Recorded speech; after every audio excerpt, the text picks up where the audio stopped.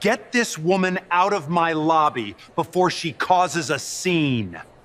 Elliot Vance looked Mariah Bellamy up and down, his smile sharp and cruel. You hear me?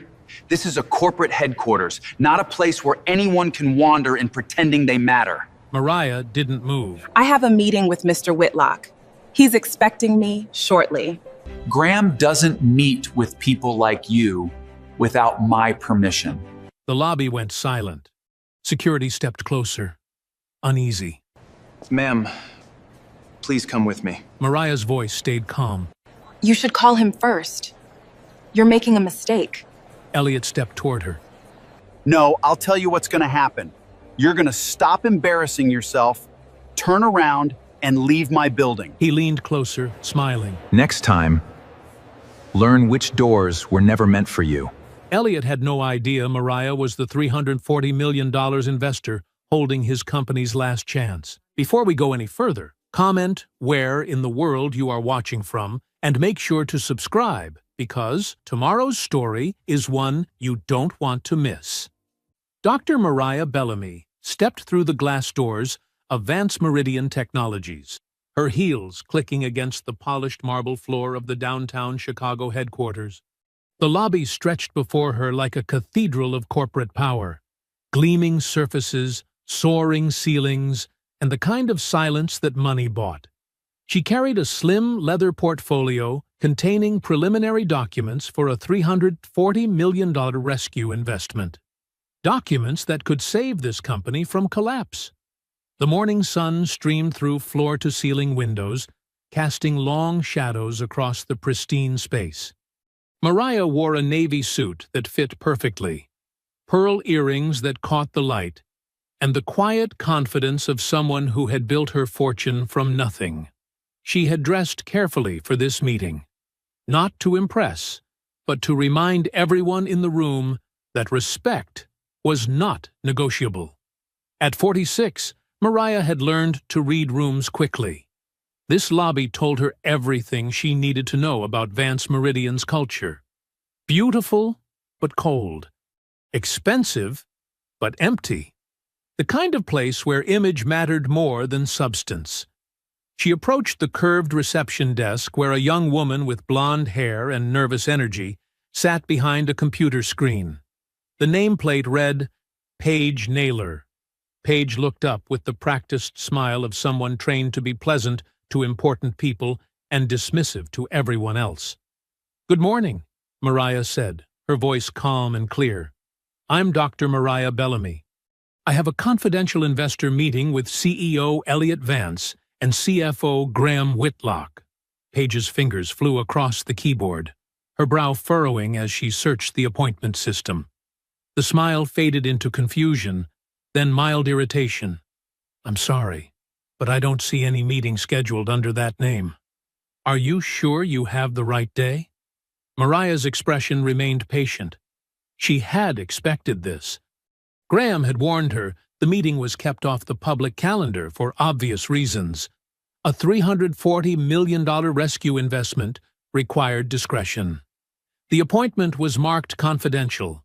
"Could you please call Mr. Whitlock's office?" Paige's tone shifted, becoming slightly patronizing. "Ma'am, all executive meetings go through the system, even confidential ones. Maybe you're thinking of a different company? The Meridian Hotel is about 6 blocks south if—" "I'm in the right place," Mariah interrupted gently. "Please call Graham Whitlock." Before Paige could respond, the elevator doors opened with a soft chime. 3 men in expensive suits emerged, their voices carrying across the marble space. The man in the center commanded attention without trying. Tall, silver-haired, wearing confidence like armor. Elliot Vance. Mariah recognized him from the financial magazines, though he looked older in person. More tired around the eyes. Elliot was mid-conversation with the 2 executives flanking him, gesturing with the kind of animated authority that came from never being questioned. "Told the board we'd have answers by Friday. I don't care what it takes. We deliver." He stopped talking when he noticed Mariah standing near the executive elevators. His eyes narrowed. scanning her from head to toe with the cold assessment of someone deciding whether she belonged in his space. The calculation took seconds. His conclusion was immediate. "Can I help you?" The question sounded helpful, but his tone carried an edge, a challenge disguised as courtesy. Mariah turned to face him fully, maintaining eye contact. "I'm Dr. Mariah Bellamy. I'm here for the investor meeting." Elliot's eyebrows shot up, and a laugh escaped before he could stop it. Not a pleasant laugh, the kind that cut. "The investor meeting?" He glanced at his executives, who shifted uncomfortably. "I think there's been some confusion. The investor meeting is private." "I understand that," Mariah replied evenly.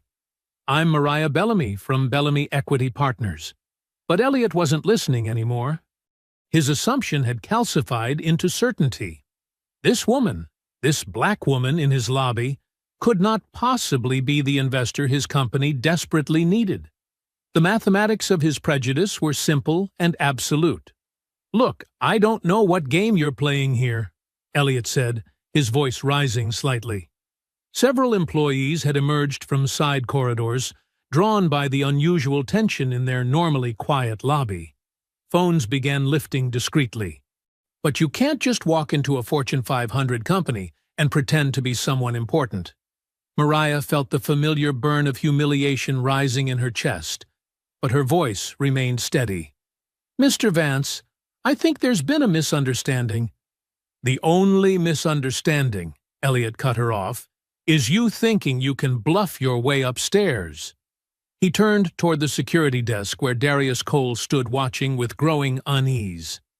Darius was a former military police officer, disciplined and observant. Something about this confrontation felt wrong to him, but orders were orders.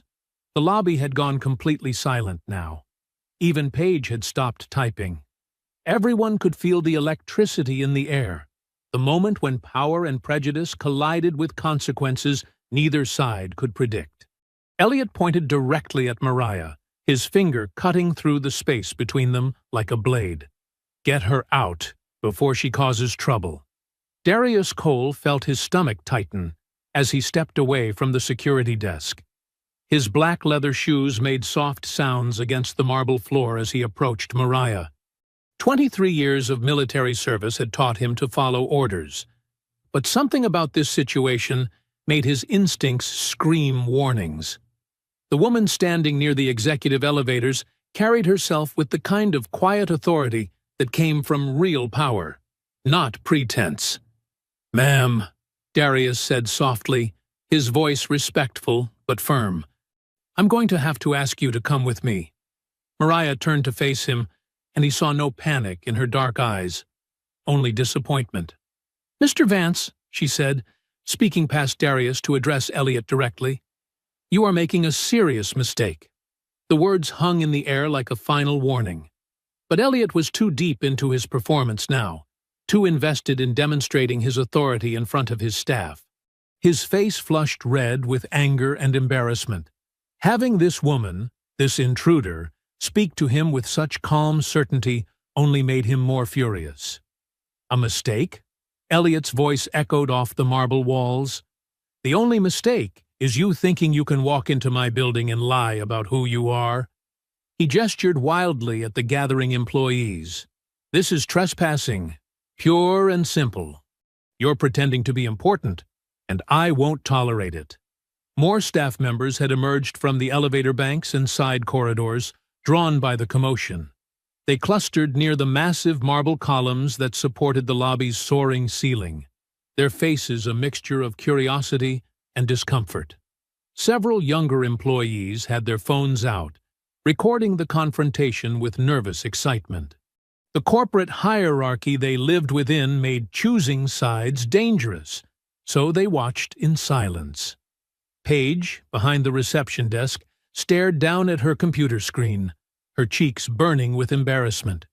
She could feel the weight of her earlier dismissive treatment of this woman pressing down on her shoulders. But speaking up now would mean contradicting her CEO in front of everyone. The risk was too great. She kept her eyes lowered and said nothing. Darius placed a gentle hand on Mariah's arm, just above her elbow. His touch was professional, careful, the contact of a man who understood the difference between necessary force and brutality. "Ma'am, please don't make this harder than it has to be." But Elliot wasn't satisfied with gentle. He barked across the lobby, his voice sharp with command. "Cole, she's a security threat. Treat her like one." The words hit Darius like a slap. In the military, he had been trained to assess real threats. This composed woman in her tailored navy suit posed no danger to anyone except perhaps Elliot's ego. But direct orders from the CEO in front of witnesses left him no choice. He tightened his grip on Mariah's arm. Mariah felt the change immediately. The respectful escort had become something harder, more forceful. But she refused to beg. She had built a fortune by never surrendering her dignity, and she would not start now. "I was invited here," she said, her voice carrying clearly across the marble expanse. "Graham Whitlock arranged this meeting. He can confirm my identity and my appointment." Elliot let out a harsh laugh that made several employees flinch. "Graham Whitlock? Our CFO?" He shook his head in mock disbelief. "Graham would never arrange a meeting with someone like you without my knowledge. Nice try." The phrase, "someone like you," landed with brutal precision. Everyone in the lobby understood exactly what he meant. The subtext became text. The implication became accusation. Mariah's race, her presence, her very existence in this space had been reduced to a stereotype in Elliot's mind. Darius began walking Mariah toward the front doors, his training warring with his conscience. Each step felt heavier than the last. Behind them, Elliot's voice grew more triumphant, feeding off the audience he had created. "Get her out of here before she tries another story," Elliot commanded. "And Cole, call the police. I want her charged with trespassing." The elevator chimed softly, then its doors burst open like an explosion. Graham Whitlock rushed out in complete panic. Graham Whitlock burst from the elevator like a man fleeing a burning building. His usually perfect silver hair was disheveled, his tie askew, and a manila folder clutched against his chest was spilling papers across the marble floor. His face was flushed red with panic and exertion. "Stop!" he screamed, his voice cracking with desperation. "Everyone stop right now!" The entire lobby froze. Darius's hand remained on Mariah's arm, but his grip loosened instinctively. Employees who had been watching the drama unfold stood motionless, their phones still recording. Even Elliot turned toward his CFO with a mixture of confusion and irritation. Graham stumbled forward, nearly tripping over his own feet in his haste to reach them. More papers scattered from his folder, financial projections and investment documents floating down like fallen leaves. His chest heaved as he struggled to catch his breath. "She's our investor!" Graham shouted, pointing directly at Mariah. "She's Dr. Mariah Bellamy! She's the $340 million investor we've been waiting for!" The words hit the lobby like a physical force. Complete silence fell over the space, broken only by the soft hum of the air conditioning and the distant sound of Chicago traffic outside the glass walls. Elliot's confident smirk vanished from his face, as if it had been surgically removed. His mouth opened slightly, then closed again without sound. The color drained from his cheeks, leaving him pale and suddenly smaller than he had appeared moments before. Around the lobby, employees began to understand what they had just witnessed. The woman their CEO had ordered dragged out by security was the same woman who held the power to save their jobs, their health care benefits, their mortgages, their children's college funds. The investor whose money could prevent layoffs and keep their company from collapse had been publicly humiliated in front of them all. Some employees covered their mouths in shock. Others looked down at their phones, realizing they had recorded their CEO's career suicide in real time. The two executives who had been standing behind Elliot took subtle steps backward, distancing themselves from the disaster.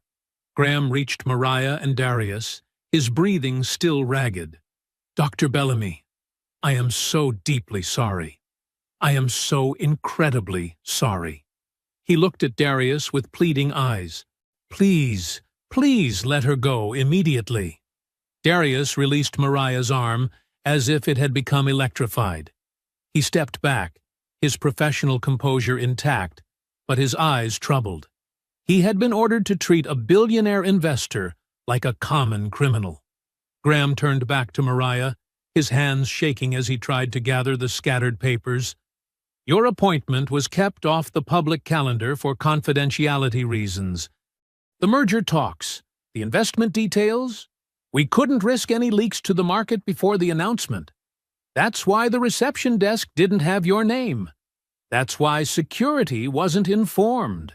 Mariah stood perfectly still, her composure unbroken despite everything that had happened.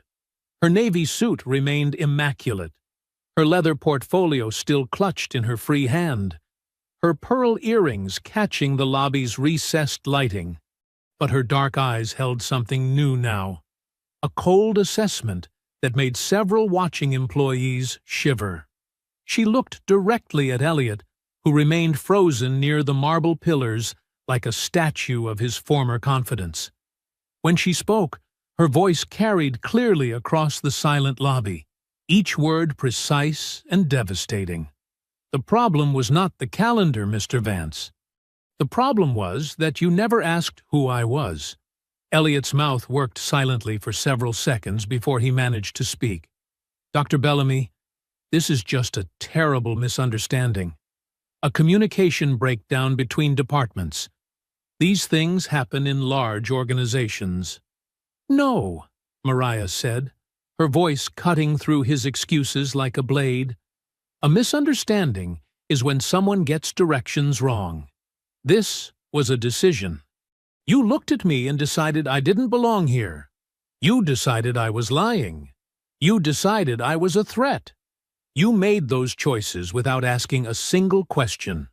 Graham continued gathering papers from the floor, his movements frantic and apologetic. "Dr. Bellamy, please. We can go upstairs immediately. The boardroom is ready. The contracts are prepared. We can handle this situation properly." Elliot stepped forward, forcing what he clearly hoped was a charming smile. "Absolutely. Let's put this unfortunate incident behind us and focus on the incredible partnership we're building together." Mariah remained motionless for a long moment, studying Elliot's face. The entire lobby held its breath, waiting for her decision. Would she walk away? Would she cancel the investment that could save thousands of jobs? Would she let Elliot's prejudice destroy everything? Finally, she spoke again, her voice steady and controlled. "I will continue with this meeting. But not because I accept your apology, Mr. Vance, and not because I'm willing to pretend this didn't happen." She paused, letting her words sink in. "I'm going upstairs because there are thousands of workers and dozens of hospitals that depend on the stability this investment can provide. I will not let your behavior punish them." Graham nearly collapsed with relief. "Thank you. Thank you so much, Dr. Bellamy. The elevator is right here." Mariah walked toward the elevator with the same composed dignity she had maintained throughout the entire ordeal. Graham rushed ahead to press the call button, still clutching his scattered papers and shooting grateful glances in her direction. As the elevator doors opened, Mariah stepped inside with Graham. Elliot followed behind them, his forced smile tight and brittle, fury burning behind his eyes, despite his attempt to appear gracious. The doors began to close on a lobby full of stunned employees and one security guard who was questioning every order he had ever followed. The elevator climbed silently to the 32nd floor, its polished walls reflecting the tension between the three occupants. Graham clutched his papers, stealing nervous glances at Mariah. Elliot stared straight ahead, his jaw tight with barely contained anger. Mariah watched the floor numbers change, her expression unreadable. When the doors opened, they stepped into a hallway lined with floor-to-ceiling windows overlooking Chicago's skyline. Graham led them toward massive oak doors at the end of the corridor. "The executive boardroom," he said quietly. "Everyone is waiting." Inside, the room commanded attention with its gleaming conference table, leather chairs, and walls displaying awards and corporate achievements. 5 people sat around the table, their faces tense with anticipation. At the head sat Vivian Stokes, the board chair, a woman in her early 60s with silver hair pulled into a perfect chignon and sharp eyes that missed nothing. "Dr. Bellamy," Vivian said, rising gracefully, "welcome to Vance Meridian Technologies. We are so pleased you could join us today." Mariah shook hands with each board member as Graham made introductions. Their names blurred together, directors of marketing, operations, legal affairs, but their expressions were identical. Desperate hope mixed with barely concealed panic. Elliot took his seat at the opposite end of the table from Vivian, gesturing for Mariah to sit to his right. She chose a chair across from him instead, placing her leather portfolio on the polished surface. "Before we begin," Elliot said, his voice smooth and practiced, "I want to address the unfortunate confusion in our lobby today. Dr. Bellamy, please accept my sincere apologies for the miscommunication regarding your arrival. Our security protocols are designed to protect our proprietary information and ensure confidentiality for high-level meetings like this one. Sometimes those procedures can create awkward situations for our valued partners." The directors nodded along, their relief visible as Elliot delivered what sounded like a reasonable explanation. Vivian watched Mariah's face carefully, searching for signs of acceptance or forgiveness. Mariah said nothing. She opened her portfolio and removed a single sheet of paper, placing it face down on the table. Graham cleared his throat. "Dr. Bellamy, let me outline our current situation so you understand the urgency of this partnership." He activated a wall-mounted display showing charts and financial projections. "Our healthcare platform serves 43 hospitals across 7 states. The software manages patient records, treatment protocols, and medication tracking for over 200,000 people." The numbers painted a grim picture. Revenue had dropped 30% in 6 months. The latest software update had created system failures that frustrated doctors and endangered patient care. Hospitals were threatening to cancel contracts. Lenders were demanding immediate debt payments. "We have until Friday to provide proof of new capital injection," Graham continued, his voice strained. "Without your investment, we face bankruptcy proceedings within 2 weeks." One of the directors leaned forward. "Dr. Bellamy, thousands of jobs are at stake. Not just here, but in every hospital that depends on our platform. Nurses, technicians, administrators, they all need us to stay operational." Vivian clasped her hands together. "We understand this is a significant commitment on your part, but time is absolutely critical. Our legal team has prepared all necessary documents for your signature today." The room fell silent as everyone waited for Mariah to respond. Elliot's smile was confident, but his eyes were cold. Graham looked like a man watching his life's work crumble. The directors sat frozen, barely breathing. Mariah finally spoke, her voice calm and measured. "I understand the urgency. I also understand that desperate companies sometimes hide problems from potential investors." She turned over the paper she had placed on the table. "Before I release $340 million, I require a 72-hour independent review." The temperature in the room seemed to drop 10 degrees. "What kind of review?" Vivian asked carefully. "Financial audit, executive conduct examination, investigation of any retaliation complaints filed against company leadership." Mariah looked directly at Elliot. "If this company is as healthy as you claim, transparency should be welcome." Elliot's composure cracked slightly. "Dr. Bellamy, With respect, we don't have 72 hours. Our lenders won't wait. The market won't wait. Every day we delay is another hospital that might switch to our competitors. Then you should have considered that before having me dragged through your lobby like a criminal, Mariah replied evenly. Graham's face showed a flicker of relief. Someone was finally demanding accountability. But Vivian looked alarmed, calculating the risks of delayed funding against the dangers of outside scrutiny. Surely we can address any concerns through internal channels, Vivian suggested. Our compliance department maintains excellent records. Our HR policies exceed industry standards. I'm sure they do, Mariah said, so proving it shouldn't be difficult. Elliot leaned forward, his voice taking on an edge. You're asking us to risk everything on a fishing expedition. We need commitment, not conditions. We need partnership, not interrogation. You need my money, Mariah said simply.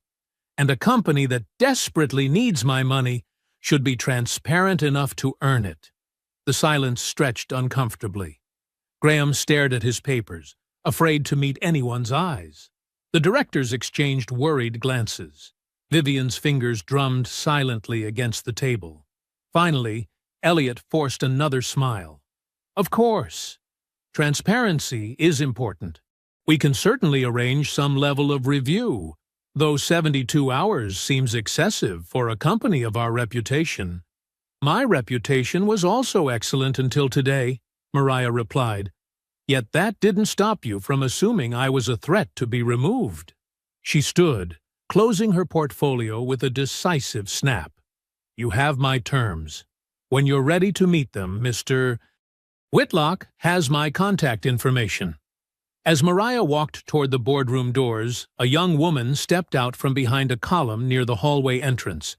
She was professionally dressed, carrying a tablet, with nervous energy that suggested she had been waiting for this exact moment. Dr. Bellamy, the woman said quietly. I'm Talia Monroe, Junior Executive Assistant. Could I speak with you alone? Talia glanced over her shoulder before speaking, her voice barely above a whisper. What happened downstairs wasn't new. It was just the first time it happened to someone they couldn't afford to ignore. Mariah studied the young woman carefully.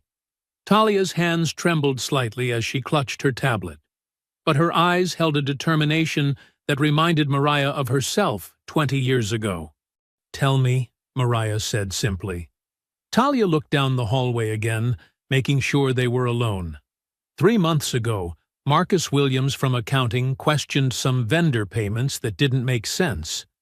2 weeks later, his performance review was suddenly full of problems that never existed before. He was demoted to a junior position and transferred to a different floor. She swiped her tablet screen, showing Mariah a screenshot. This is the original review his supervisor wrote. Glowing. And this is the one that went into his file after he asked questions about the money. The difference was stark. The second review contained criticisms that contradicted the first entirely. How did you get both versions? Mariah asked. I keep backups of everything I handle, Talia said. I learned early that powerful people deny everything unless you have proof. She scrolled to another screen. Janet Rodriguez from HR filed a complaint about executives making jokes about her accent during meetings. The complaint disappeared from the system 3 days later. When she asked about it, she was told there was no record of any filing. Mariah felt her jaw tighten. But you have the original. I photographed it before it vanished. Talia's voice grew stronger. Dr. Bellamy, there are dozens of these cases. Older workers suddenly getting impossible assignments. Black employees having their ideas credited to white colleagues. Anyone who speaks up gets labeled as not a culture fit.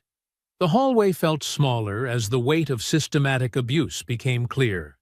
This wasn't one CEO having a bad day. This was institutional poison.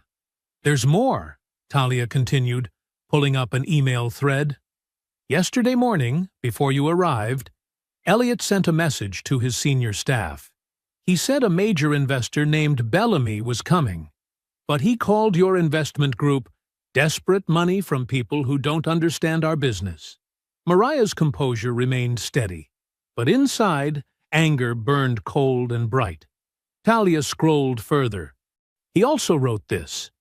Some diversity hire probably set up the meeting thinking they could play in the big leagues. Graham needs to handle this quickly so we can get back to real business. The email was time-stamped 2 hours before Mariah had walked into the lobby. He knew, Mariah said quietly. He knew someone named Bellamy was the investor. He just couldn't imagine it might actually be you. Talia met Mariah's eyes. To him, successful black women don't exist unless they're serving coffee or cleaning offices. Mariah absorbed this revelation in silence. The lobby humiliation hadn't been a mistake or misunderstanding. It had been the natural result of assumptions so deep Elliot couldn't see past them, even when his company's survival depended on it. "Why are you showing me this?" Mariah asked. "Because what happened to you happens to us every day. The only difference is we can't walk away with $300 million. Talia's voice wavered slightly. "If you expose him, maybe the rest of us get a chance to breathe." "This could cost you your job," Mariah warned. "Staying quiet already cost me my dignity," Talia replied.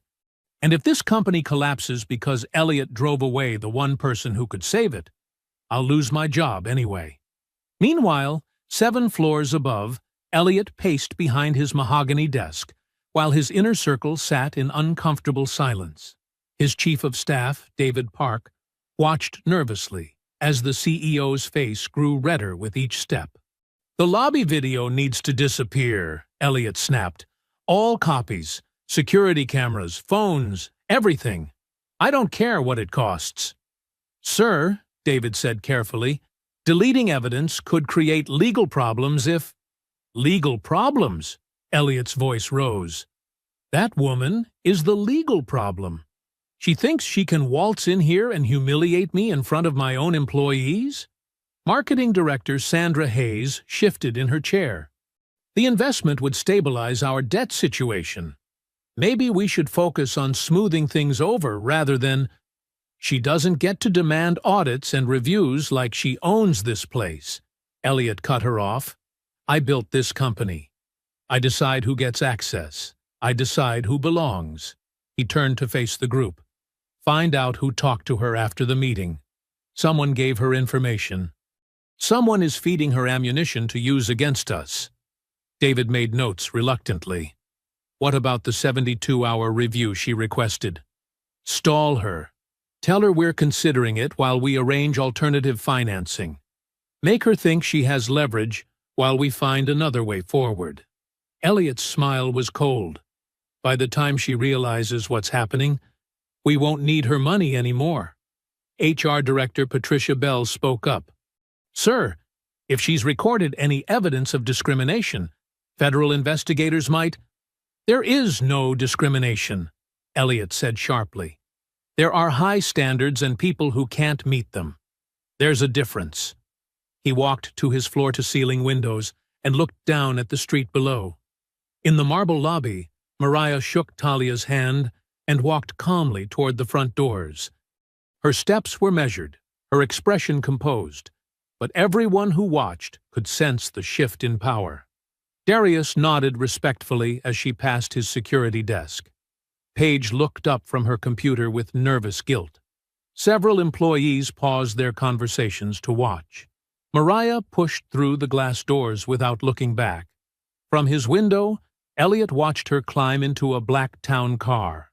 His reflection stared back at him, distorted by the afternoon light. He placed his palm against the cool glass and whispered, "She will not take my company."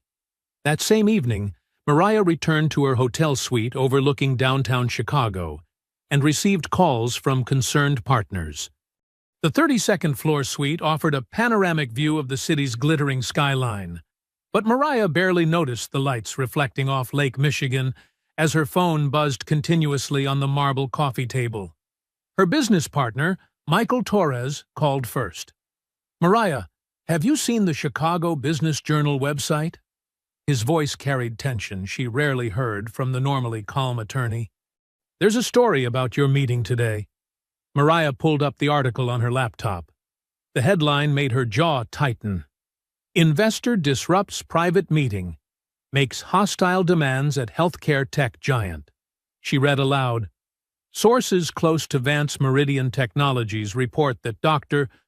Mariah Bellamy of Bellamy Equity Partners disrupted a scheduled corporate meeting Tuesday evening, making aggressive financial demands and threatening company leadership when security attempted to resolve a scheduling misunderstanding.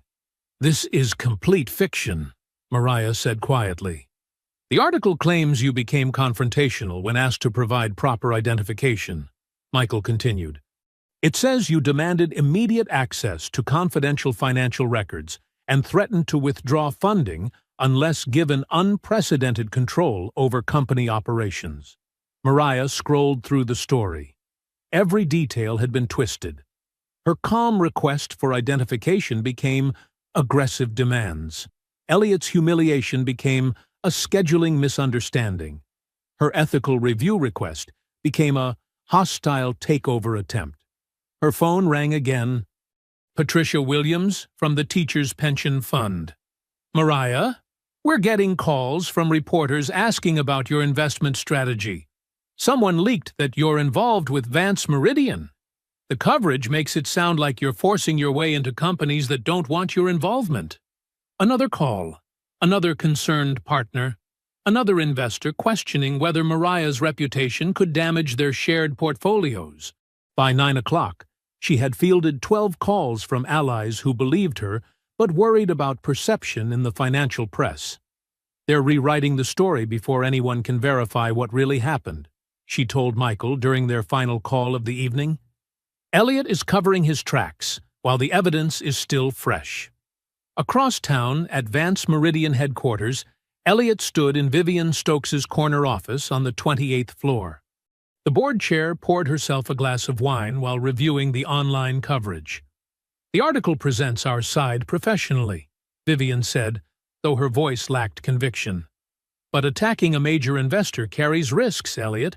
If this backfires— She's not a major investor, Elliot interrupted. She's an opportunist who saw our temporary difficulties and decided to exploit them. The woman walked into our building making demands like she already owned us. Vivian studied his face. Graham says her financing would stabilize our debt within 60 days. Graham doesn't understand business strategy. He sees numbers on spreadsheets, not the bigger picture. Elliot moved to the windows overlooking the Chicago River. Mariah Bellamy wants control, not partnership. She demanded audits, reviews, personnel changes. That's not investment. That's conquest. The board needs stability, Elliot. Our stock price dropped 8% this week alone, which is exactly why we can't let her dictate terms. If word spreads that we're so desperate, we'll accept hostile conditions from any investor who shows up. Every vulture in the market will circle us. Vivian set down her wine glass. What are you proposing?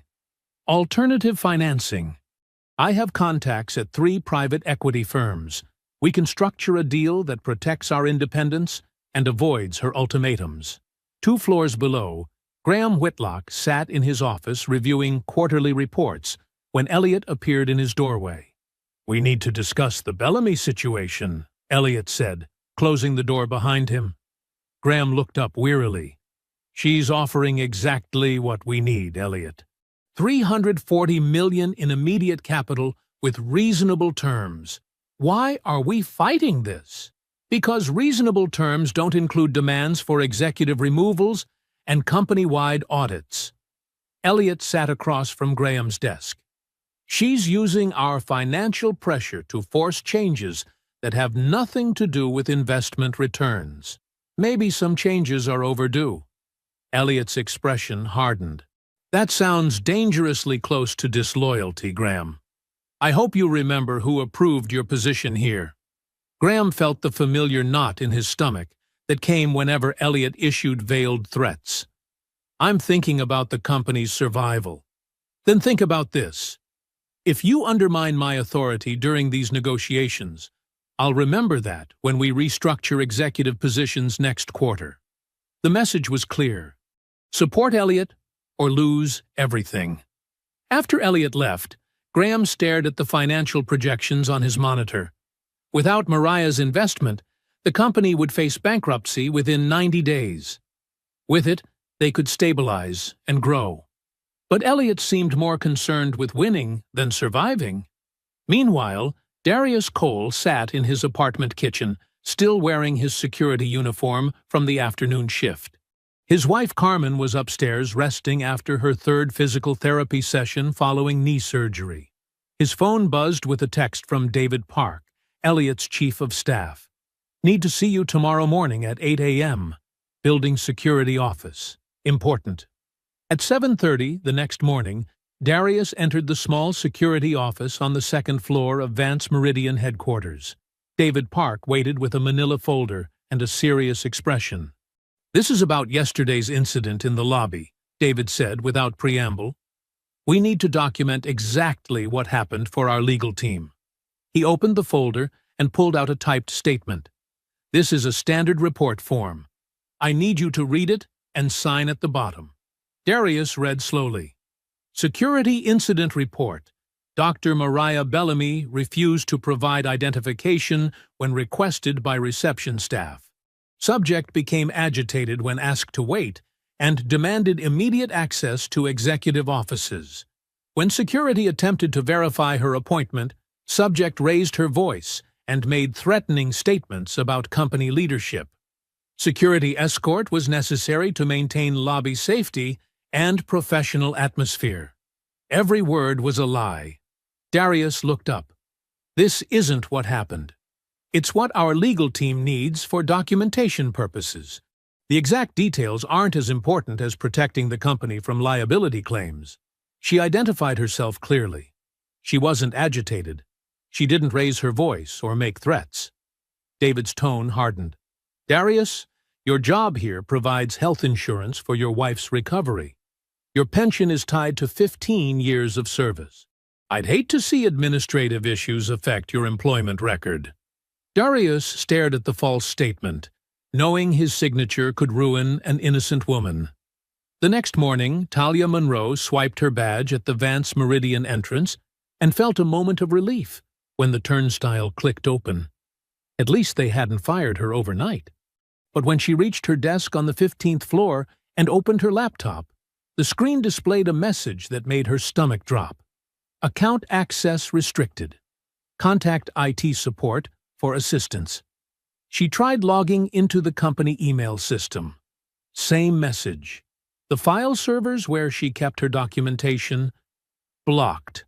Talia walked quickly to the IT help desk, trying to appear calm while her pulse hammered in her ears. "My login isn't working this morning," she told Marcus, the senior technician. Marcus typed her employee ID into his system and frowned. "Shows here that your account is under security review. Should be temporary." "Security review for what?" "Doesn't say. You'll need to talk to HR." 20 minutes later, Talia sat across from Janet Walsh, the HR director, in a windowless conference room that smelled like industrial carpet and anxiety. "This is just routine," Janet explained, not making eye contact. "We're auditing access permissions across several departments. Your account will be restored once the review is complete." "How long will that take?" "Hard to say. Could be a few days, maybe longer." Talia knew this was retaliation for talking to Mariah. The timing was too convenient. "Is this related to the investor meeting yesterday?" Janet's expression tightened. "I'm not sure what you mean." "I think you know exactly what I mean." "Talia, I'd recommend focusing on your current assignments, rather than speculating about company business that doesn't concern you." Back at her desk, Talia pulled out her personal phone and texted Mariah. "My computer access is blocked. They're calling it a security audit, but files may be disappearing. Can you help?" The response came within 5 minutes. "My attorney is driving over now." Don't delete anything from your personal devices. Save everything you can legally. Across town, Darius Cole stared at the false statement David Park had placed in front of him. The lies felt like acid on the page.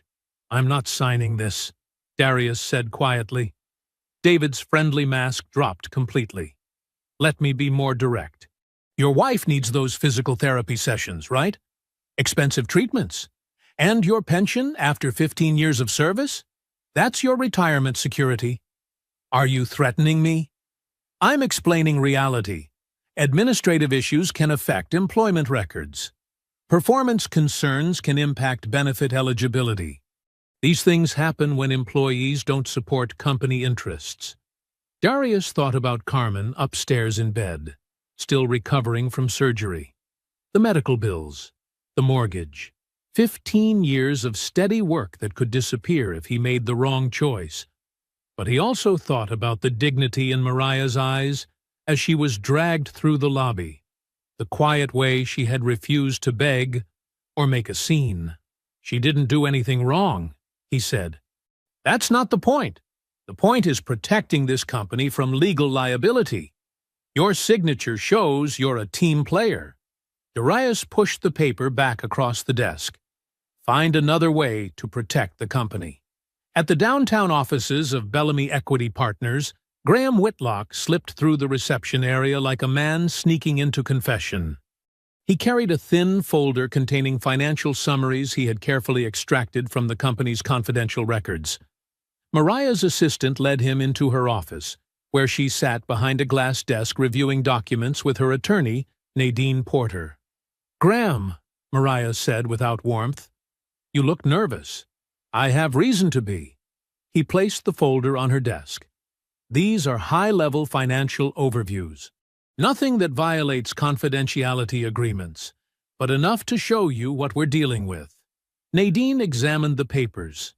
She was a sharp-featured woman in her 50s, with silver hair and the demeanor of someone who had spent decades fighting corporate misconduct.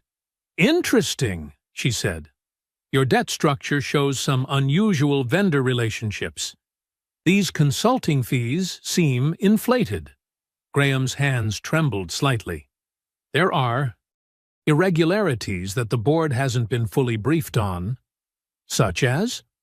"Elliot has been moving money through shell contracts. Some of the crisis we're facing isn't just market pressure. It's been accelerated by questionable spending decisions." Mariah leaned forward. "Are you saying he's been stealing?" "I'm saying the books don't match what the board thinks they approved." Nadine made notes on a legal pad. "We'll need documentation for the independent review team." "They arrived this morning," Graham said. "Elliot is furious. He's been screaming at department heads all day, demanding to know who authorized outside auditors to access company files." Back at Vance Meridian headquarters, the independent review team had set up operations in a conference room on the 20th floor. Led by forensic accountant Patricia Hayes, the team methodically worked through financial records while employees whispered nervously in hallways. Talia managed to intercept Nadine Porter near the elevators. "I'm Talia Monroe. Mariah said you were coming." "Ms. Porter, I understand you have documentation we need to preserve. I forwarded key emails to my personal legal counsel this morning before my access was completely locked. Performance reviews that were altered. Messages showing retaliation against employees who complained. Evidence of the pattern Mariah experienced. Smart thinking. We'll coordinate with your counsel to ensure everything is properly protected." As they spoke, Elliot emerged from the elevator with his chief of staff. He saw Talia talking to an unfamiliar woman in a business suit, and his expression darkened. "Ms. Monroe," he called out sharply. "I need to see you in my office. Now." Nadine handed Talia her card. "Call me if you need legal support." In Elliot's office, the CEO paced behind his desk like a caged animal. "Who was that woman you were speaking with?" "A visitor." "Don't lie to me. I know Mariah Bellamy sent lawyers into this building." "I wouldn't know about that." Elliot slammed his palm on the desk. "You think you're clever, don't you?" feeding information to outsiders, undermining this company's leadership. I haven't done anything wrong. You've done everything wrong. He picked up his phone and dialed security. I need an escort to remove Talia Monroe from the premises immediately. An hour later, as the sun set behind the Chicago skyline, Talia walked slowly through the lobby, carrying a small cardboard box containing her personal items.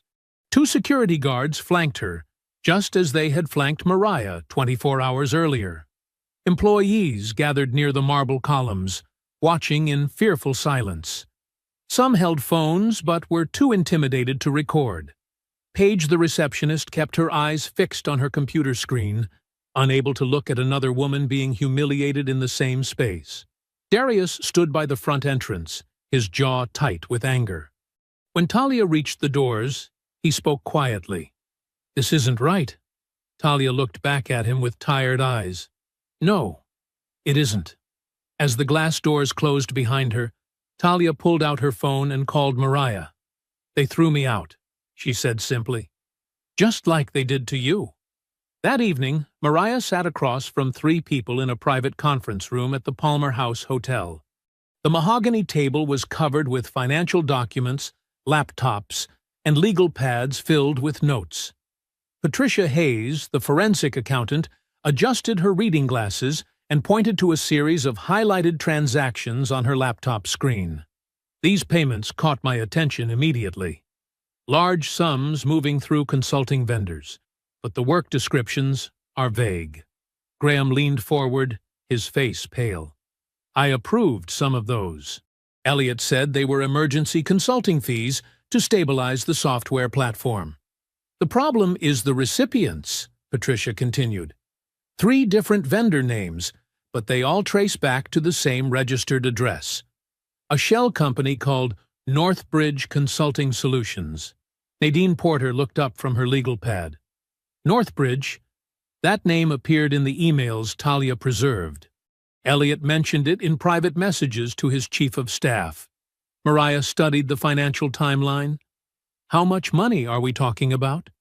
Over the past 6 months, approximately $12 million, all routed through these fake consulting contracts. Patricia scrolled through additional screens. The board never approved these payments individually. They were buried in broader emergency spending authorizations. Graham ran his hands through his gray hair. "I knew we had cash flow problems. I knew the software launch was bleeding money. But I didn't know funds were being diverted." "The pattern suggests systematic fraud," Nadine said. "Money moves out through fake vendors while the company claims it needs emergency investment to survive." Patricia pulled up another document. "This is where it gets worse. The consulting contracts all include language about intellectual property transfer and asset liquidation. If Vance Meridian defaults on these payments, the vendors have legal claim to company patents." The room fell silent. "He's setting up a trap," Mariah said quietly. "Create fake debt, claim the company is desperate, then use that debt to seize valuable assets when it collapses." Graham stared at the evidence in front of him. "Elliot told me we were fighting to keep the company alive, but he was planning to gut it all along." Across town in her Lincoln Park penthouse, Vivian Stokes paced beside floor-to-ceiling windows overlooking Lake Michigan. Her phone had been ringing for 2 hours with calls from panicked board members. The stock dropped 8% after that leaked article. Board member Robert Kim said through the speaker, "Investors are asking questions about leadership stability."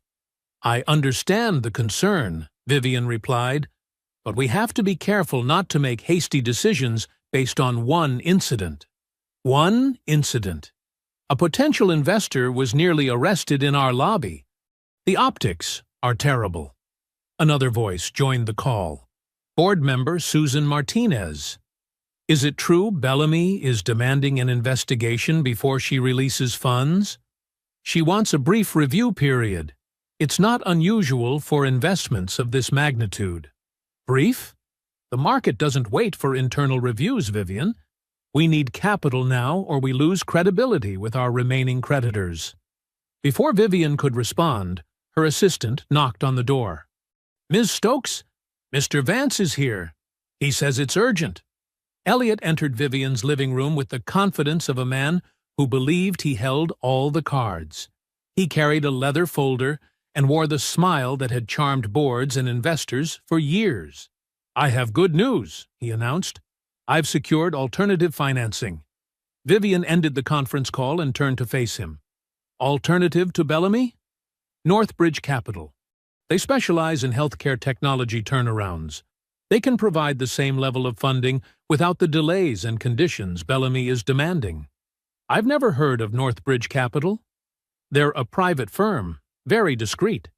They understand that speed matters more than bureaucratic reviews."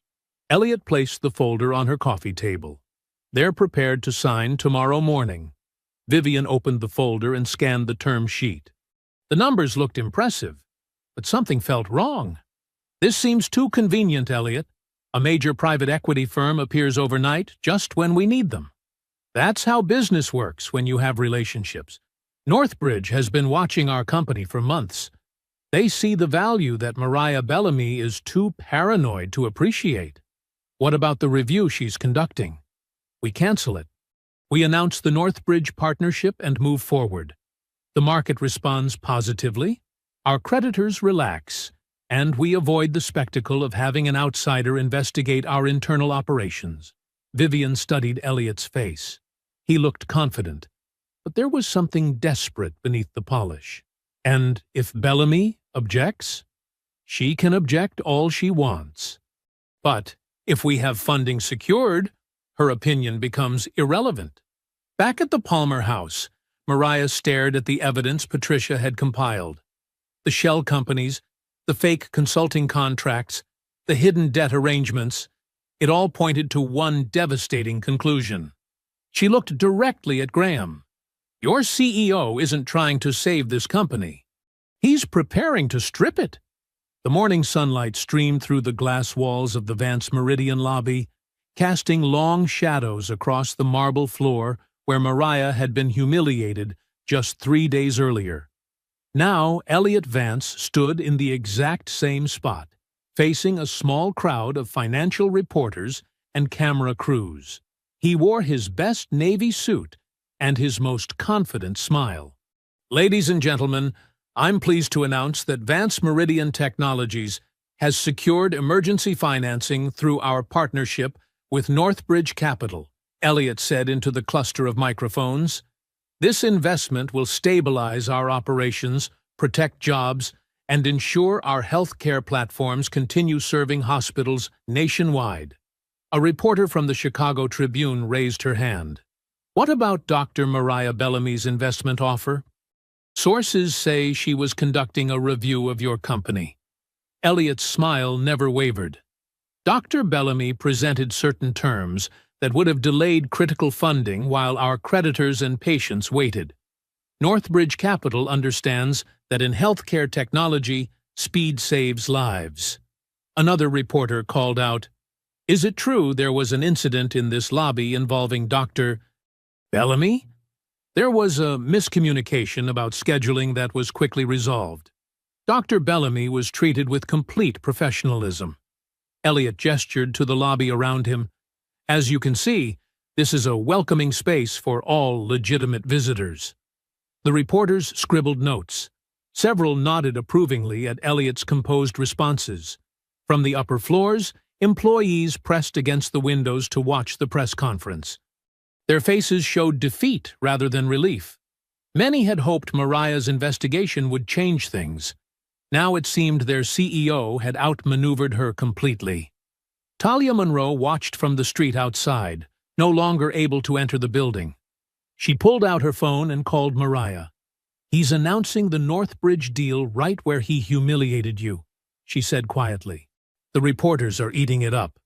In her hotel suite, Mariah listened to the press conference through a live stream while Nadine Porter sat across from her with a laptop open. "Dr. Bellamy was treated with complete professionalism," Elliot's voice echoed from the phone speakers. Mariah's expression remained calm. She had learned long ago not to waste energy on anger when precision was more powerful. Her phone rang. Elliot's number appeared on the screen. She answered without greeting. "I trust you're watching the announcement," Elliot said, his voice dripping with satisfaction. "Northbridge is prepared to sign this afternoon. Your services are no longer needed." "I see. You may exit these negotiations properly this time. Through the front door, like a professional." Mariah said nothing for several seconds. Elliot clearly expected her to rage or beg. Instead, she spoke in the same measured tone she had used in the lobby. "Mr. Vance, I appreciate you calling to update me personally. I wanted to be courteous. That's thoughtful. I assume the board has reviewed Northbridge's complete terms? The board trusts my judgment on strategic partnerships." "Of course they do." Mariah paused. "Enjoy your press conference." She hung up. Nadine looked up from her laptop. "He sounds confident."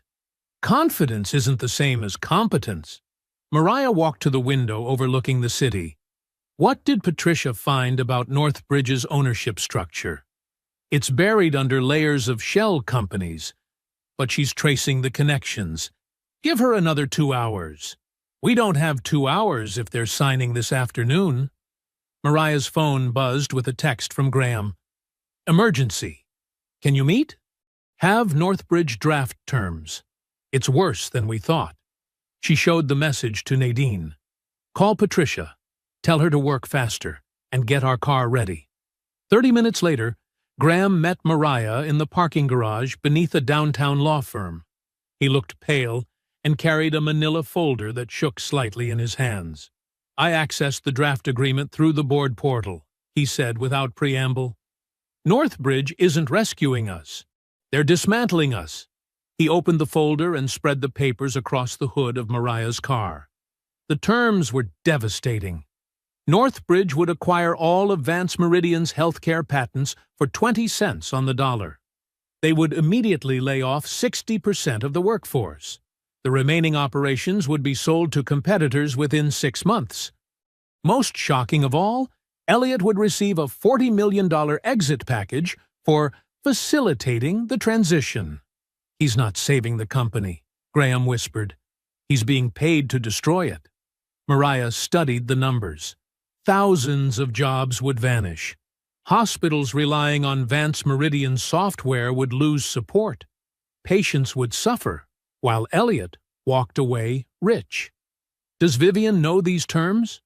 "I sent them to her an hour ago. She called me twice, but I haven't answered. She's probably panicking." Mariah's phone rang. Vivian Stokes appeared on the caller ID. She answered. "Dr. Bellamy, we need to talk immediately," Vivian said, her usually controlled voice tight with stress.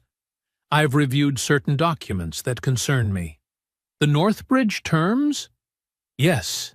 There seem to be aspects that weren't fully explained to the board."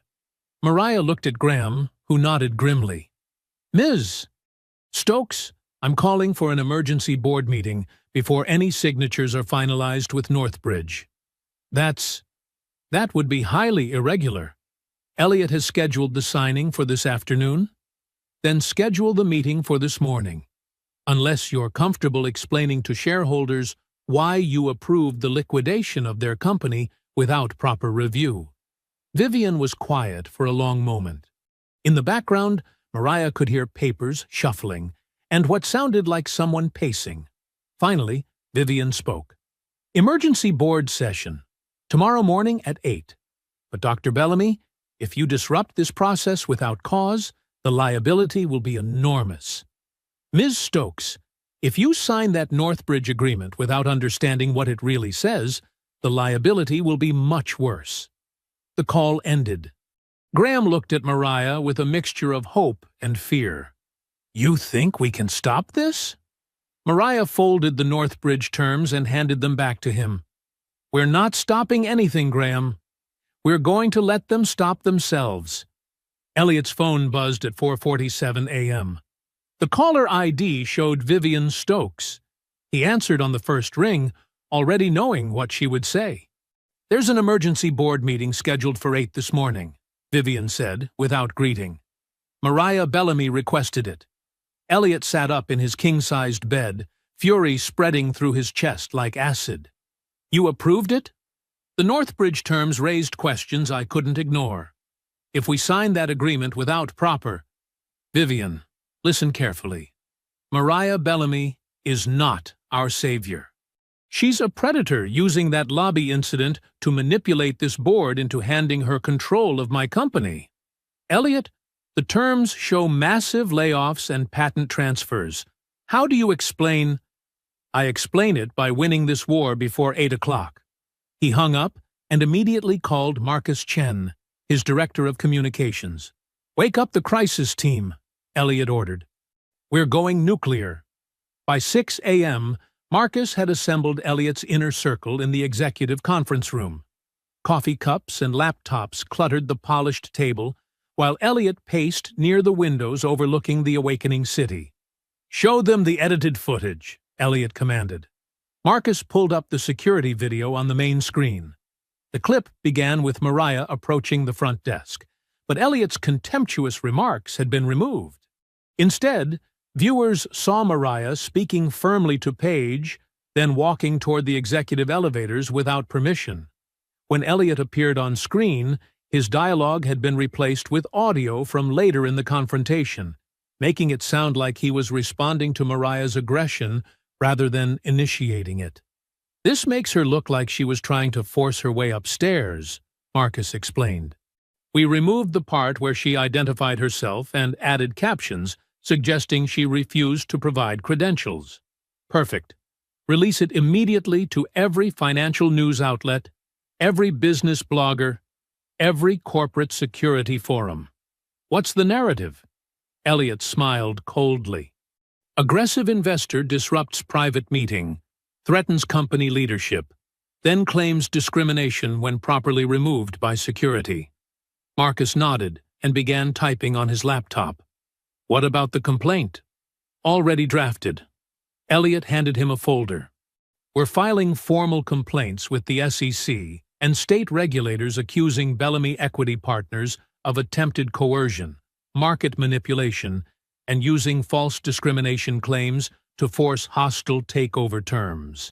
The room went quiet. Even Marcus looked uncomfortable. Sir, that could destroy her firm's reputation permanently. That's the point. She humiliated me in front of my employees. Now I'm going to teach her what real power looks like. By 7:30, the edited footage was trending on financial Twitter. Business reporters shared clips with captions like "Investor meltdown caught on camera" and "When corporate meetings go wrong." Elliot's phone rang constantly, with congratulatory calls from other CEOs praising him for standing firm against activist investor intimidation.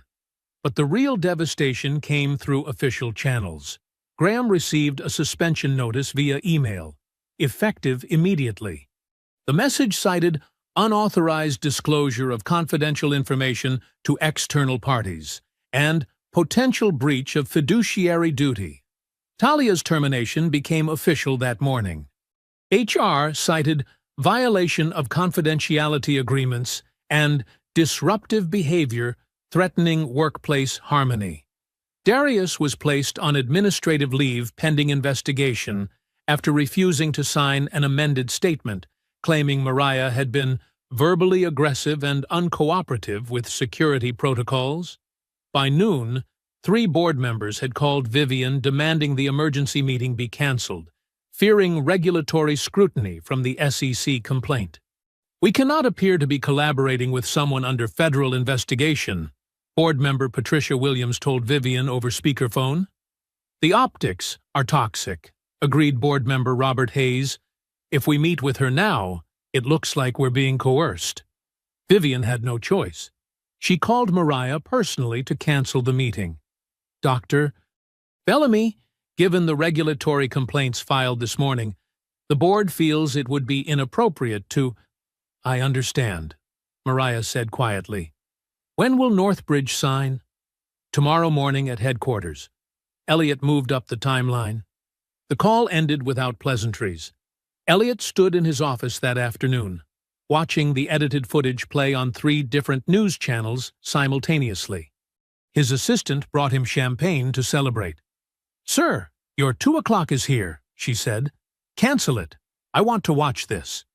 On screen, a business analyst was explaining how Mariah's aggressive tactics represented everything wrong with modern activist investing. Elliot's phone buzzed with a text from Marcus. Bellamy's partners are pressuring her to withdraw. 3 major pension funds pulled preliminary interest from her next fundraise. Perfect. That evening, Mariah sat alone in her hotel suite, laptop open on the coffee table. The edited footage played on her screen for the 15th time. She watched herself appear confrontational, demanding, unreasonable. The truth had been surgically removed and replaced with Elliot's version of reality. Her phone showed missed calls from worried partners, concerned investors, and reporters wanting statements. Her firm's reputation was hemorrhaging in real time. For the first time since entering that lobby, Mariah looked tired. Then her phone buzzed with a text message from an unknown number. "I have the whole truth. D." Mariah stared at the message, her pulse quickening slightly. She typed back, "When can we meet?" The response came immediately. "Now." The Crossroads. Diner sat nearly empty at 10:30 that night, its neon sign flickering against the Chicago drizzle. Mariah slid into a corner booth, her back to the wall, watching the door. The waitress barely looked up from her magazine. Darius entered 5 minutes later, still wearing his security uniform under a dark jacket. He moved carefully, scanning the room before approaching her table. His face carried the weight of a man who had not slept. "Thank you for coming," Mariah said softly. Darius sat across from her, his hands clasped tightly on the scratched formica table. "I should have done this sooner." The waitress shuffled over with coffee neither of them had ordered. They waited until she was gone before speaking. "The footage they released," Darius began, his voice barely above a whisper. "It's not complete." Mariah leaned forward slightly. "What do you mean?" "My body camera was recording the whole time." He reached into his jacket and pulled out a small device. "Department policy. All interactions get recorded for liability protection. But management only pulled the main security feed for their edit." Mariah's pulse quickened, but she kept her expression calm. "What does your camera show?" "Everything." Darius met her eyes. "You telling the receptionist your name? You saying you had an appointment? You staying calm when Mr. Vance started yelling? Him calling you a liar? Him telling me to treat you like a threat?" He paused, swallowing hard. "It shows me hesitating because I knew something wasn't right. And it shows Mr. Whitlock running out screaming that you were the investor." The diner's fluorescent lights hummed above them. Outside, a car splashed through a puddle. "Why didn't you come forward before?" Mariah asked without judgment. Darius's jaw tightened. "Because they threatened my pension. Because my wife just had surgery. And we need the insurance. Because I'm 52 years old. And good security jobs don't grow on trees." He looked down at his hands. "I was going to stay quiet. Sign their statement. Keep my head down like I've done my whole career." "What changed?" "Talia." His voice hardened. "Watching them fire that young woman for telling the truth. Watching her walk out of that building with a cardboard box while everyone stared. Just like they stared at you." Mariah felt something shift in her chest. She didn't deserve that. Neither did you. Darius looked up. "I've been security for 23 years. Military police before that. I know the difference between someone causing trouble and someone being targeted. You were targeted from the moment you walked in." The door chimed softly as 2 more figures entered. Nadine Porter moved with purpose, her briefcase in hand, followed by Talia Monroe. Talia looked older than her 29 years, her professional composure strained, but intact. They slid into the booth beside Mariah. Nadine nodded to Darius respectfully. Ms. Monroe has preserved critical evidence through her legal counsel, Nadine said quietly. We need to coordinate before moving forward. Talia placed a folder on the table. Before they locked me out completely, I forwarded everything to my attorney. Emails showing Mr. Vance knew a major investor named Bellamy was coming. Messages where he joked about some desperate money trying to buy in. Instructions to his staff after the lobby incident. She opened the folder carefully. This one came 6 hours after you left the building. Mariah read the printed email. Elliot's message to his inner circle was brief and brutal. The Bellamy situation needs to disappear. Find leverage. Discredit her firm. Make this problem go away before Monday's market open. He didn't hide it, Talia said. He thought he was untouchable. Nadine's phone buzzed. She glanced at it and looked up. Mr. Whitlock is joining us securely. She opened her laptop and connected to an encrypted video call. Graham's face appeared on screen, tired but determined. Behind him was what looked like his home office. Dr. Bellamy, Graham said, I have the financial records you need. Northbridge isn't just connected to the shell contracts. It is the shell contracts. The same numbered accounts, the same signatory authorizations. Elliot has been funneling company money to himself through Northbridge for 8 months. Mariah felt the pieces clicking together. So, when Northbridge rescues the company, he gets paid twice, Graham finished. Once through the fraudulent contracts, and again through the acquisition fees. Meanwhile, Northbridge strips the patents, fires half the workforce, and leaves the company worthless. The booth fell silent except for the hum of the refrigerated display case. Mariah looked at each face around the table. 3 people who had risked their careers to preserve the truth. 3 witnesses who refused to let injustice hide behind corporate polish. We're not leaking this anonymously, she said quietly. We're walking back in there tomorrow morning and showing everyone exactly what they tried to cover up. Talia nodded firmly. Darius straightened his shoulders.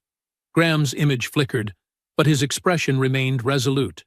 Nadine opened her briefcase and began removing documents. Then we do this correctly. Full evidence packets to the board, outside counsel, the forensic auditors, and federal investigators. Everything documented, everything admissible. Mariah pulled out her phone and began typing. The first message went to Vivian Stokes, sent at exactly 11:47 p.m. Emergency board meeting tomorrow, 9 a.m. New evidence requires immediate review before Northbridge signing. This is not a request. She copied the message to every board member, outside counsel, and the lead auditor. Then she composed a second message to Elliot Vance himself. See you in the morning. The diner's fluorescent lights buzzed overhead as Mariah slid into the cracked vinyl booth across from Darius. The place was nearly empty, except for a tired waitress wiping down tables and a cook scraping the grill clean. Steam rose from 2 coffee cups between them. Darius looked older than he had in the lobby. Lines creased his forehead. His hands wrapped around his mug like he needed the warmth. I've been carrying this for 3 days, he said quietly. It's been eating at me. Mariah waited. She had learned that rushing truth never worked. My body camera was on during the whole thing, Darius continued. Standard procedure when there's any kind of disturbance. I record everything until the situation ends. He reached into his jacket and pulled out a small device. This has the full footage, not the edited version they put online. The whole truth. Mariah stared at the camera. What does it show? You telling that receptionist your name, calm as anything. You asking for Mr. Whitlock to be called. Then Vance walking in and immediately assuming you didn't belong. Darius's voice grew steadier. It shows him cutting you off every time you tried to explain. It shows him getting louder when you stayed quiet. The diner door chimed. Mariah looked up to see Talia entering with a woman in a sharp gray suit. "That's my attorney," Mariah said. "Nadine Porter." Talia approached the table, her face tight with exhaustion. Nadine carried a slim briefcase and moved with the precision of someone who had handled corporate warfare before. They slid into the booth. Talia placed a thick folder on the table. "Before they locked me out completely, I saved everything," Talia said. "Emails, meeting notes, performance reviews that got changed after people complained, all legally preserved through my counsel." Darius nodded toward his camera. "The recording shows Mr. Whitlock running out of that elevator, screaming that Dr. Bellamy was the investor. It shows Vance's face when he realized what he'd done." "Why didn't you come forward before?" Mariah asked gently. Darius's jaw tightened. "My wife just had surgery. Cancer. The medical bills are crushing us. I need this job, need the insurance. They told me if I signed a statement saying you were uncooperative, this would all go away quietly. But you didn't sign. I couldn't. Not after they fired Talia for trying to help you. I saw the pattern then. They don't just attack the person causing problems. They go after anyone who tells the truth." Talia opened her folder. "The emails are worse than what I showed you before. Messages where Elliot mocked a major investor named Bellamy coming. Jokes about desperate money trying to buy in. Instructions to his staff after the lobby incident." She pulled out several printed pages. "This one came 6 hours after you left the building." Mariah read the email. Elliot's message to his leadership team was direct and damning. "The Bellamy situation needs to disappear. Find leverage. Discredit her firm. Make this problem go away before Monday's market open." "He documented his own corruption," Nadine observed. "He thought he was untouchable," Talia replied. Nadine's phone buzzed. She checked it and looked up. "Graham Whitlock wants to join us securely. He says he has financial records we need." She opened her laptop and established an encrypted video connection. Graham's face appeared on the screen. He looked haggard but determined. "Dr. Bellamy," Graham said, "I have the complete financial trail. Northbridge Capital isn't just connected to Elliot's shell contracts. It is the shell contracts. Same bank routing numbers, same authorization signatures. He's been stealing from the company for months." Mariah felt pieces falling into place. "So when Northbridge rescues Vance Meridian, he gets paid twice," Graham finished. "Once through the fraudulent invoices, and again through the acquisition fees. Meanwhile, Northbridge strips our patents, fires thousands of workers, and leaves the company worthless." The booth fell silent, except for the hum of kitchen equipment. Mariah looked at each person around her. 3 people who had risked everything to preserve truth. 3 witnesses who refused to let corporate power bury justice. "We're not leaking this anonymously," she said firmly. "We're walking back into that building tomorrow morning and showing everyone exactly what they tried to hide." Nadine opened her briefcase and began removing documents. "Then we do this correctly. Full evidence packets to the board, outside counsel, the forensic auditors, and federal investigators. Everything documented, everything admissible." Mariah pulled out her phone and began typing. The first message went to Vivian Stokes, sent at exactly 11:47 p.m. "Emergency board meeting tomorrow, 9 a.m. New evidence requires immediate review before Northbridge signing. This is not a request." She copied the message to every board member, outside counsel, and the lead auditor. Then she composed a second message to Elliot Vance himself. "See you in the morning." The diner's fluorescent lights buzzed overhead as Mariah slid into the cracked vinyl booth across from Darius. The place was nearly empty except for a tired waitress wiping down tables and a cook scraping the grill clean. Steam rose from 2 coffee cups between them. Darius looked older than he had in the lobby. Lines creased his forehead. His hands wrapped around his mug like he needed the warmth. "I've been carrying this for 3 days," he said quietly. "It's been eating at me." Mariah waited. She had learned that rushing truth never worked.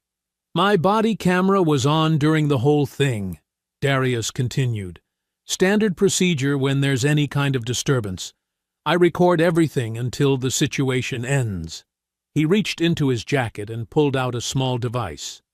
"This has the full footage, not the edited version they put online. The whole truth." Mariah stared at the camera. "What does it show?" "You telling that receptionist your name? Calm as anything. You asking for Mr. Whitlock to be called. Then Vance walking in and immediately assuming you didn't belong." Darius's voice grew steadier. "It shows him cutting you off every time you tried to explain. It shows him getting louder when you stayed quiet." The diner door chimed. Mariah looked up to see Talia entering with a woman in a sharp gray suit. "That's my attorney," Mariah said. "Nadine Porter." Talia approached the table, her face tight with exhaustion. Nadine carried a slim briefcase and moved with the precision of someone who had handled corporate warfare before. They slid into the booth. Talia placed a thick folder on the table. "Before they locked me out completely, I saved everything," Talia said. "Emails, meeting notes, performance reviews that got changed after people complained. All legally preserved through my counsel." Darius nodded toward his camera.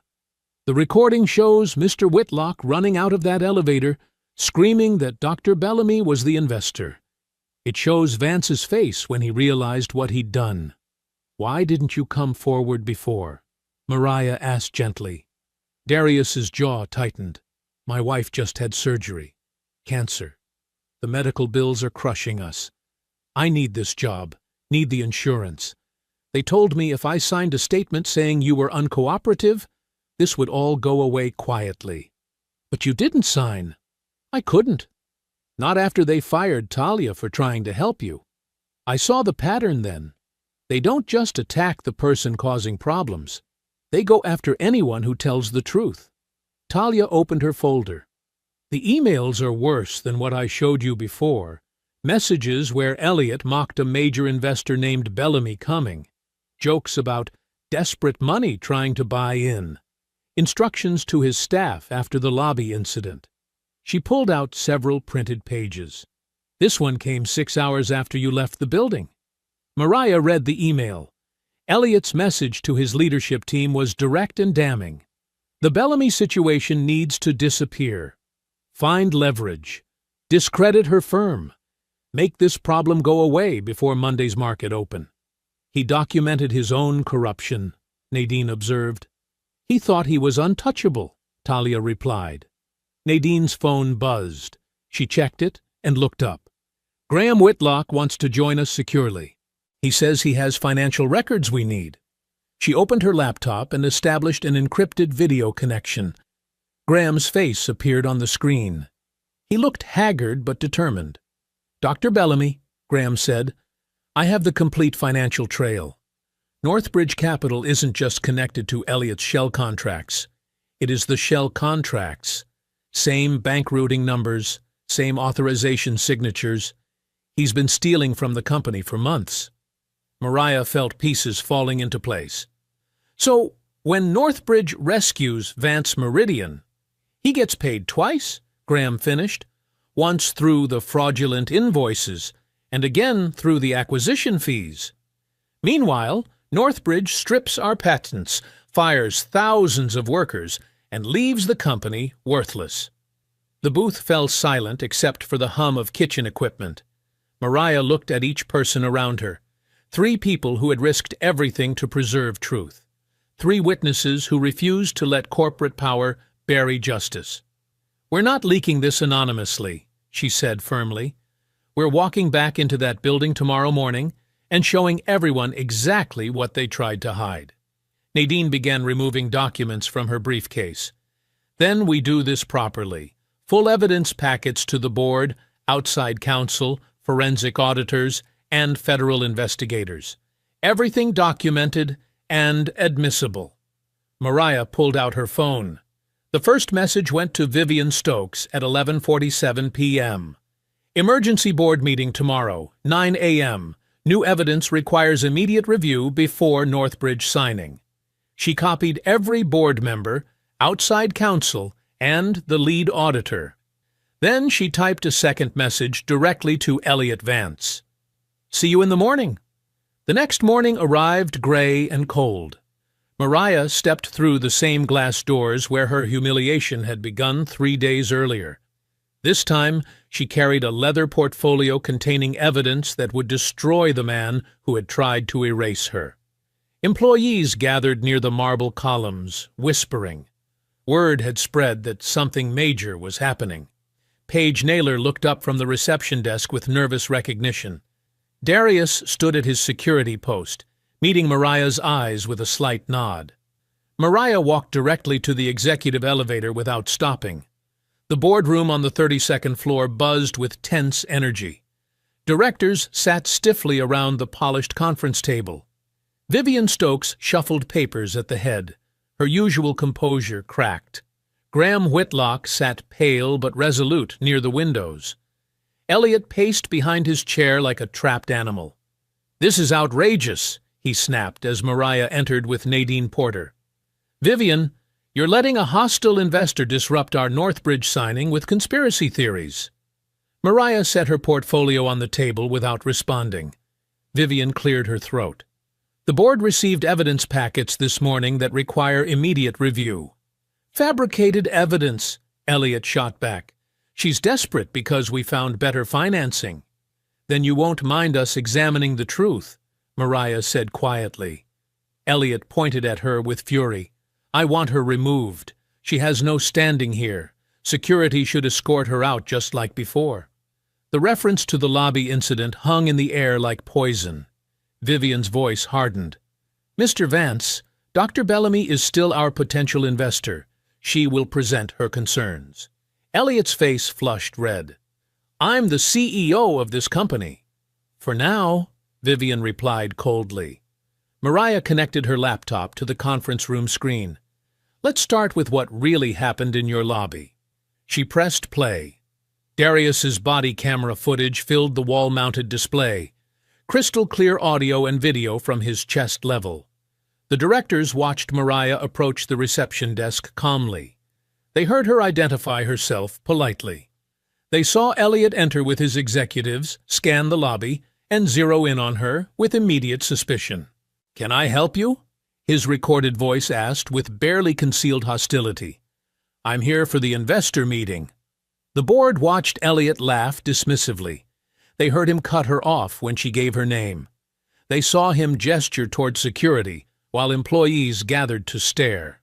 "I don't know who you think you are, but you're not walking into my building pretending to be important." Director Patricia Wells covered her mouth in shock. Board member Marcus Chen shifted uncomfortably in his seat. The footage continued as Elliot ordered Mariah detained, as Darius reluctantly complied, as Graham burst from the elevator screaming her identity. The recording captured every humiliating second that Elliot's edited version had hidden. When it ended, the boardroom sat in stunned silence. "That's what your CEO did to the woman who came to save your company," Mariah said simply. Elliot's voice cracked with rage. "Security procedures require—" "Security procedures require what?" Mariah interrupted. "Assuming black women don't belong in your lobby? Ordering detention without asking questions? Lying to investigators afterward?" Talia stepped forward from where she'd been standing quietly near the door. "The lobby incident wasn't isolated. May I read from internal communications?" Vivian nodded grimly. Talia opened her folder with steady hands. Email from Elliot Vance to senior staff, sent 2 weeks before Dr. Bellamy's arrival. Some investor named Bellamy is supposed to visit. Probably desperate money trying to buy credibility. Keep the meeting short. Several directors exchanged horrified glances. Email sent 6 hours after the lobby confrontation. "The Bellamy situation needs to disappear. Find leverage, discredit her firm. Make this problem go away before Monday's market open." Talia's voice grew stronger. Email to HR regarding my termination. Talia Monroe showed poor judgment by speaking with unauthorized persons. Recommend immediate separation to prevent further security risks. She looked directly at Elliot. He fired me for telling the truth about what I witnessed. Graham stood slowly. The financial evidence is equally damning. He activated his own laptop, displaying spreadsheets and bank records. Northbridge Capital routes payments through the same accounts as our inflated vendor contracts. Same routing numbers. Same authorization signatures. Elliot has been stealing from this company for 8 months. The numbers filled the screen. Consulting fees to shell companies, equipment purchases that never arrived, emergency loans that disappeared into private accounts. The Northbridge deal isn't a rescue, Graham continued. It's the final theft. They acquire our patents for pennies, fire thousands of workers, and award Elliot a $40 million exit package for orchestrating the sale. Elliot exploded. You're all traitors. Graham, I trusted you. Vivian, this woman is trying to steal my company. Your company? Nadine Porter spoke for the first time, her attorney's voice cutting through his hysteria. Mr. Vance, federal investigators are already in this building. Evidence preservation notices have been served on IT, HR, and accounting. Your personal devices were seized 1 hour ago. Elliot's face went white. You can't. We can, and we did, Nadine continued. Wire fraud, embezzlement, and civil rights violations carry serious federal penalties. Vivian stood at the head of the table, her hands shaking slightly but her voice firm. The board has a fiduciary duty to protect this company and its stakeholders. Vivian, don't do this, Elliot said, his tone shifting to desperate pleading. I built this company. I made you rich. You can't let them destroy me. You destroyed yourself, Vivian replied.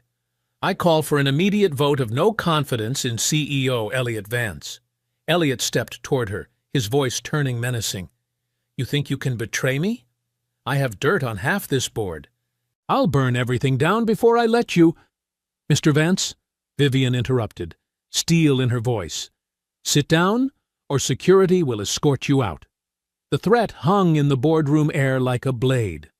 All in favor of removing Elliot Vance as Chief Executive Officer, effective immediately. Every hand around the table rose without hesitation. The vote is unanimous, Vivian announced. Mr. Vance, you are no longer CEO of Vance Meridian Technologies. Elliot stood frozen at the head of the boardroom table, his face flushed red with rage and disbelief. The unanimous vote echoed in the silence like a death sentence. Outside counsel approached him with practiced efficiency. Mr. Vance, I need your company phone, laptop, access badge, and any other corporate property in your possession. No, Elliot's voice cracked. This is my company. I built it from nothing. You can't just take everything I've worked for. The lawyer extended his hand patiently. Sir, these items belong to Vance Meridian Technologies, not to you personally. Please hand them over. Elliot clutched his phone tighter. I won't do it. This is theft, corporate sabotage. I'll sue every one of you. Vivian's voice cut through his desperation like ice. Elliot, Vance Meridian Technologies belongs to its shareholders, its employees, the patients who depend on our healthcare platforms, and the law. It never belonged to you alone. I made you people rich, Elliot screamed, pointing at the board members. Without me, this company would be nothing. You'd all be nothing. Without us, Vivian replied coldly, you'd still be selling insurance in your father's strip mall office. The door opened, and 2 federal investigators stepped into the boardroom. Both wore dark suits and carried badges that gleamed under the conference room lights. Mr. Vance, the lead investigator said calmly, please do not leave this building without speaking with us first. We have questions regarding financial irregularities and potential civil rights violations. Elliot's face went pale. I want my lawyer. That's your right, the investigator nodded. But you're not leaving until we're finished. The second investigator looked at outside counsel. We'll need those corporate devices preserved as evidence. Chain of custody protocols apply immediately. Elliot finally surrendered his phone and laptop, his hands shaking with fury. He ripped off his access badge and threw it onto the mahogany table. Fine. Take it all. But this isn't over. Vivian pressed a button on the conference phone. Security to the executive boardroom immediately. Minutes later, the door opened again. Darius Cole entered, flanked by 2 other security officers. But this time, Darius walked with calm authority, his uniform crisp, his bearing professional and unshakable. "Mr. Vance," Darius said evenly, "please come with us." Elliot stared at him with pure hatred. "You? You're going to escort me out? After everything I did for you? I gave you a job when no one else would hire an ex-soldier." Darius met his gaze without flinching. "You gave me a job, sir, but you also ordered me to put my hands on an innocent woman. Those aren't the same thing. She was trespassing." "No, sir," Darius replied quietly. "She was invited. You just didn't want to listen." The investigators flanked Elliot as Darius led the procession out of the boardroom. They walked down the same executive hallway where Talia had been fired, past the same elevator where Graham had frantically run to save Mariah, toward the same lobby where everything had started. Employees gathered along the marble columns just as they had 3 days earlier, but this time they watched their former CEO being escorted out in disgrace. Phones lifted to record the moment. Whispers rippled through the crowd. Paige sat behind the front desk, her eyes lowered in shame. She remembered checking her computer system, finding no appointment, treating Mariah like she was lost.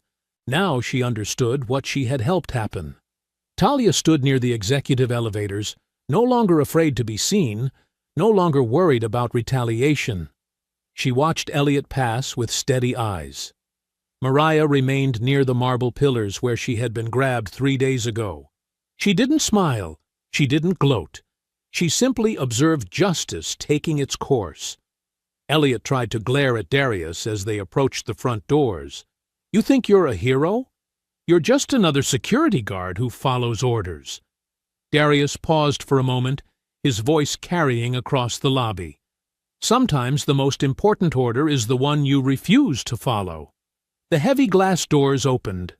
Federal investigators guided Elliot toward the waiting cars outside. The same doors where he had ordered Mariah to be dragged out now framed his own exit. As Elliot disappeared into the Chicago morning, Mariah spoke quietly, her words carrying in the marble silence.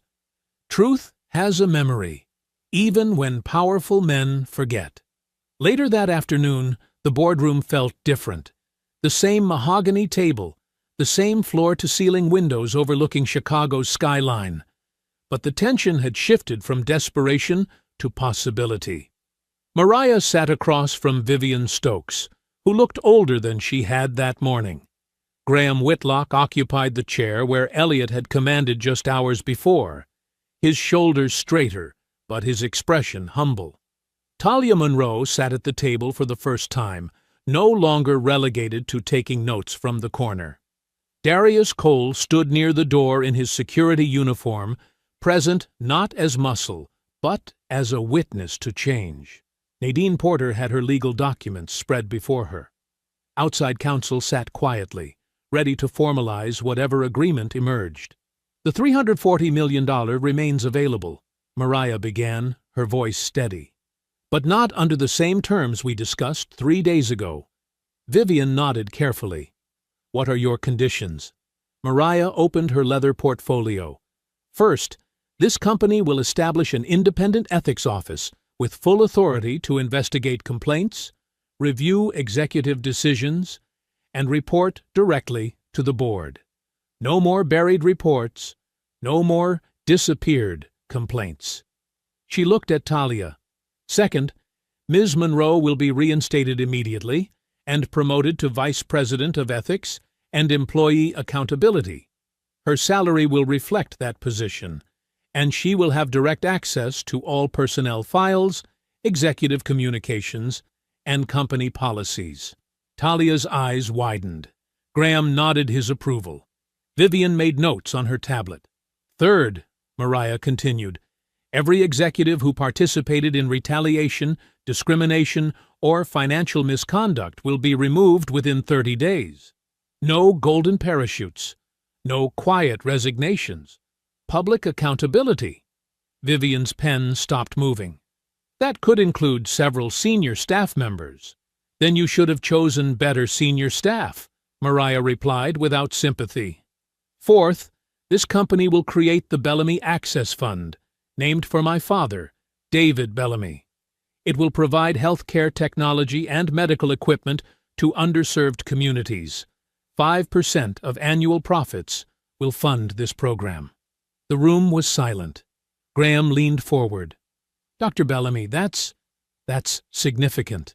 My father died because he couldn't afford the medical care he needed after 30 years of cleaning offices owned by men who never learned his name, Mariah said quietly. This company will not repeat that indifference.